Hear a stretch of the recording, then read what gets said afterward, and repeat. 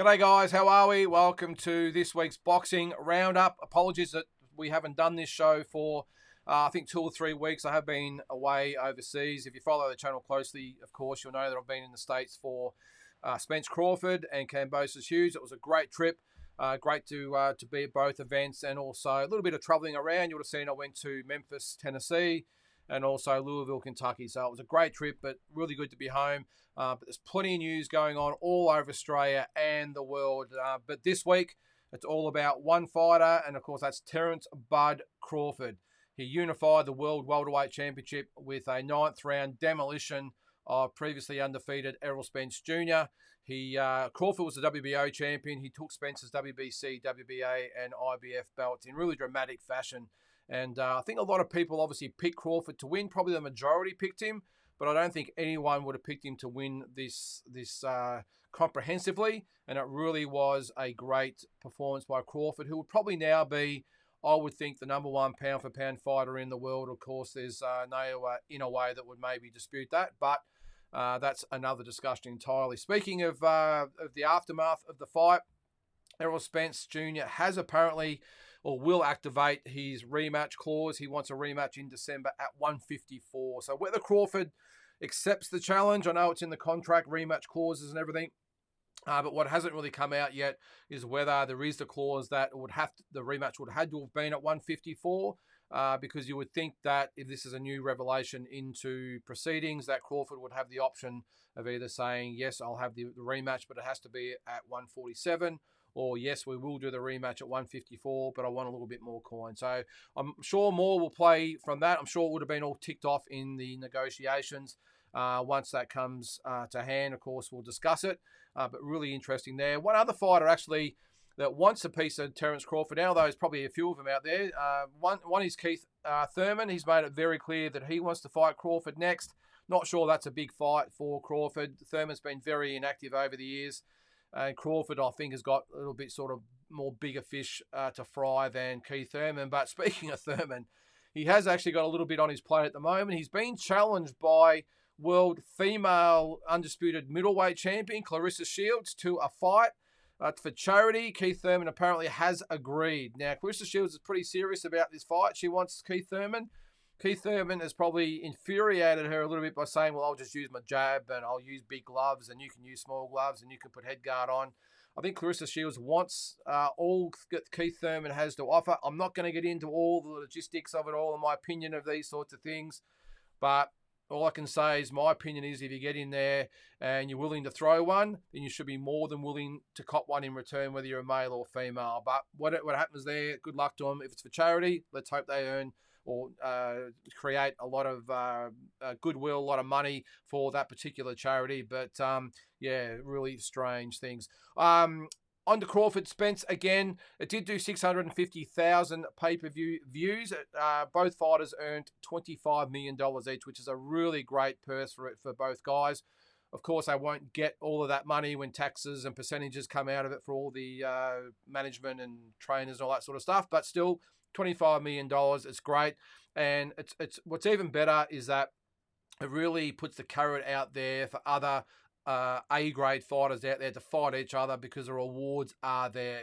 650,000 might have been a little bit below what maybe they thought, but still, I think the fact that everyone made millions and millions of dollars, it just means that more big fights happen down the track and more good fighters are willing to fight each other.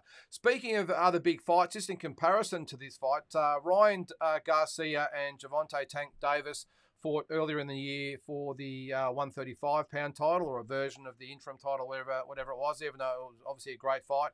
In comparison, that fight, money-wise, did about $2 million more through the gate. Spence Crawford did $21 million. Davis Garcia did just under $23 million. But the big difference here is that Spence Crawford only did $55 million through pay-per-view sales. Garcia Davis did $100 million. So obviously they've charged a little bit less for Spence Crawford, which I cannot get my head around because Spence Crawford is 10 times bigger, in my opinion, than what Davis and Garcia was. But just goes to show that popularity is key, and it earned nearly double the amount through pay-per-view. But as I said, as long as everyone's making money and the best are fighting the best, then that's all we worry about. We'll get into some more overseas news soon, but let's get on to some Aussie happenings at the moment. And the big news is that Tim Tszyu will be elevated to the WBO full champion in 154-pound division. Of course, he's the interim champion at the moment. The word is that the second that Jermell Charlo is announced against Canelo Alvarez on in their fight on September 30th or October 1st here in Australia, he will be stripped on the spot, and Tim Tszyu will become the WBO full champion. Now, so just to describe that a bit more, of course, Charlo Alvarez is being promoted as undisputed versus undisputed, which is a great marketing tool. But when Charlo gets in the ring and he's announced, then that will be it for him. The bell rings. He will no longer be the 154-pound champion. So great news for Tim Tszyu. Won't be, I think, the way he would want to win the title, but it's not his fault. He was willing to fight Charlo. He's been willing to fight whoever. He's been elevated. And I think his main priority now will be cleaning up the 154-pound division. There is talk that he will fight now in October. Of course, it'll obviously be in Australia or the US. I think Tim would want to fight in the US, but there's still big money to be made here. Probably more money to be made in a fight against someone that's not Charlo than he would probably make in the US. So my tip would be that his next fight will be in October in Australia. So we'll see what happens there. A lot of cities will be bidding for that fight. I know Melbourne will be bidding hard, of course, Sydney and maybe Queensland as well. So we'll see what happens there. The talk is that the opponent will be Brian Mendoza. It's all over sort of the social media and a few of the boxing sites at the moment that Brian Mendoza will be his opponent later in the year. Now, which is even better for Tim, because Mendoza, who had that great knockout over Sebastian Fundora earlier this year, he's a WBC interim 154-pound champion. So if these two guys fight, Tszyu and Mendoza, the odds are that it will be for the unified WBO, WBC belt. So Tim could potentially have both of those belts in one foul swoop, or Mendoza if he wins, of course. So let's hope that the 154-pound division, a lot of the fighters in there, these belts get cleaned up pretty quick, and maybe we can go back to having a unified title. The good news is, though, fighters like Tim Tszyu, and I'm sure there's others out there, do want these belts unified. They want them cleaned up, unified. So that is good news for us as fight fans. Other Australian news to hand, George Kambosos, of course, he won the disputed 12-round decision over Maxi Hughes a couple of weeks ago in Shawnee, Oklahoma. He wants Vasily Lomachenko for the IBF belt. Of course, they're not 1 and 2, so there have to be negotiations there. But credit to George Kambosos. He wants the best. Vasily Lomachenko is his preferred fighter that he would like to fight. Maxi Hughes, of course, would like a rematch. That's not going to happen.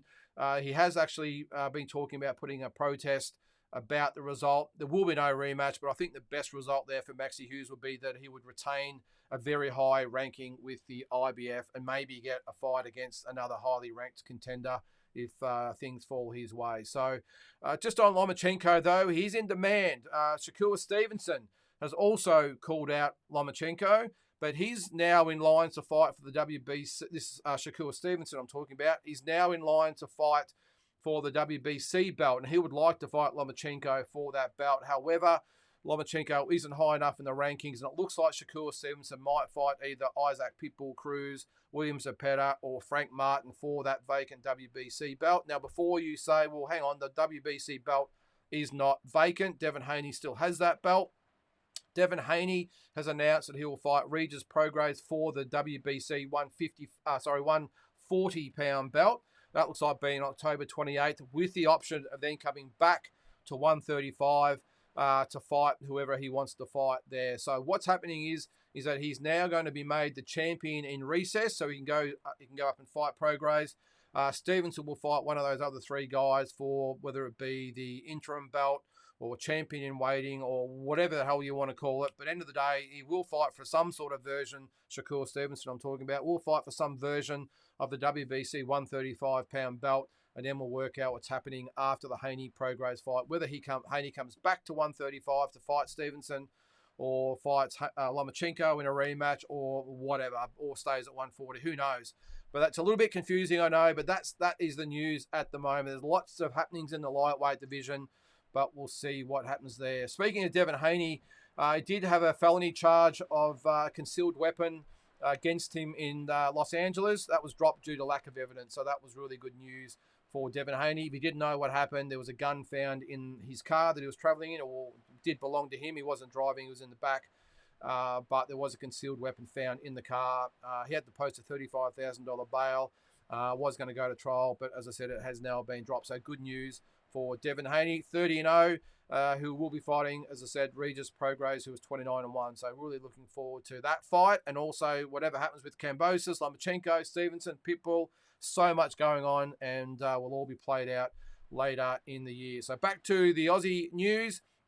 Well, sort of Aussie/world news, because Michael Zarafa has travelled to the USA to watch Danny Garcia and Erislandy Lara fight for the vacant WBA title. But however, was it 3 days out from the fight? That fight has been cancelled. Now, the strange thing is, there was no publicity about this fight whatsoever. Well, I don't think it was even on BoxRec. There was no social media videos. There was no press tours. There was nothing like that.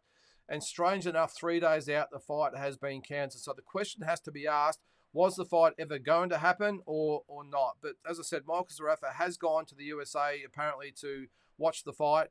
There's been no news about why it has been cancelled. It was supposed to be at the Barclays Center in Brooklyn, in New York. All that's really come out so far is that Danny Garcia has put some stuff on Twitter that the fight has been cancelled or postponed, and it will happen in a couple of months' time. So we might hopefully have some news about that in next week's episode. But as it stands, there'll be no Erislandy Lara and Danny Garcia WBA title this weekend. And again, if it is postponed, where does that leave Michael Zarafa? Does that complicate things? Who knows? It's a bit of a circus. More to hand when, we'll talk more about it when we get more news to hand, I suppose, is the case. Now, into Australia, next couple of weeks, we've got some big fights happening. On August 23rd, Nikita Tszyu will headline his first pay-per-view here in Australia. He'll fight former Tim Tszyu opponent, Jack Brubaker. If you remember back, was it 4 years ago, Tim Tszyu stopped Jack Brubaker in the 4th round. Well, now it's little brother's turn, Nikita Tszyu. They'll fight over 8 rounds at the Hordern Pavilion. Also on the undercard of that fight as a co-main will be Liam Wilson up against Carlos Maria Alana. So that'll be a really good card. Also on that card at the Hordern Pavilion will be Koen Mazzutia, Benjamin Hussein, which will be a really good fight. And Luke Jackson up against Tyson Lantry in a rematch of their fight from, I think it was 3 or 4 years ago. Lantry upset Luke Jackson. This is his last hurrah. He wants to go out on a high note with a win over Tyson Lantry. So a really good card. Next week, which I think is the 9th of August, in Sydney, Isaac Harbin will fight Kazuki Koyahara from Japan over 8 rounds. And Blake Wells will fight Tej Singh also over 8 rounds, which will be a really good fight, I think, both Victorians there. I'm not sure where they fought before, but that will be a really good fight, Blake Wells and Tej Singh. So get that fight. Well, that one's free. If you're looking at the pay-per-view, make sure you get Nikita Tszyu, Brubaker, and Liam Wilson, Alanis, because that will be a really, really good card as well. On to some more world news. Naoya Inoue, of course, stopped Stephen Fulton a couple of weeks ago in the 8th round for the WBC, WBO Super Bantamweight title. There is talk of a rematch. I doubt that happens. I think it was conclusive enough that Inoue is going to want to go into bigger and better things. And that opponent looks like it's going to be Marlon Tapales, the great Filipino champion who holds the WBA and IBF Super Bantamweight titles. That looks like it might happen in November. So that will be a great fight. Tapales will not be a pushover. And that will be a really tough fight for Inoue. But who knows, Inoue could be another, undisputed champion in another weight division. Just a remarkable fighter. And maybe number 1 pound for pound, maybe up against Terence Crawford for that number 1 pound for pound position. But that's an argument for another day. Another fight that's been postponed is Artur Beterbiev and Callum Smith. That's been postponed. That was supposed to take place on August 19th. That was actually due to an infection to Beterbiev's jaw. He had some dental work done. It was infected, and it has delayed this fight. So it's a bit of a shame. Good fight, that one. So I'm not quite sure the date of that, but it'll probably be September, October, I would think. And another fight that has been postponed is now on again is Katie Taylor, Chantel Cameron. Cameron, of course, was the first fighter to beat Katie Taylor earlier in the year.